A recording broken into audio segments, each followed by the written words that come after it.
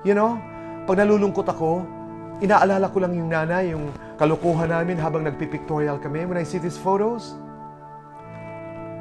I remember life. I remember my mother. I remember the fun I had with her.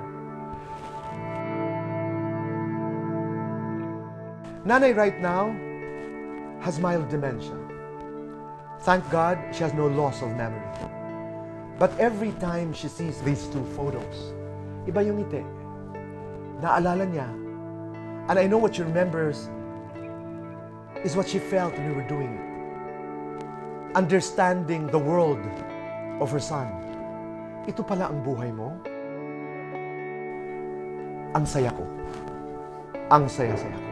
Naipakilala ko ang nanay sa mga tao. Nasabi kong, I'm proud of my mother. I'm proud of my mother kahit bungi, kahit siyang tumatawa nun. Boy, makikita yung wala ko ng ipinanay. Sabi ko, naalala mo nung sinasabi sa akin, be proud of who you are, and that's who we are. That's okay. Tawa ng tawa siya. Talaga? Okay lang? Okay, nanay. Now, I'm trying to be the best mother to my mother. Because she was the best mother to me when I was growing up. So thank you, Great Image. Thank you, Great Image. Dahil sa Great Image, naipakilala ko po ang aking nanay sa inyo. At naibahagi ko po ang ilan sa pinakamasasayang sandali na meron ako kasama ang aking nanay. Sigurado po ako na meron din kayong mga special memories with your mothers. Sana'y maibahagi niyo ang mga kwentong ito sa amin. Gusto sana namin, gusto ko, makilala ang inyong nanay.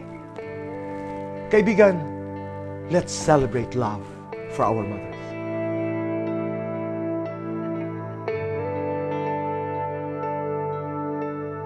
Follow Great Image on Facebook to learn how you can introduce your nanay to the world and win amazing prizes.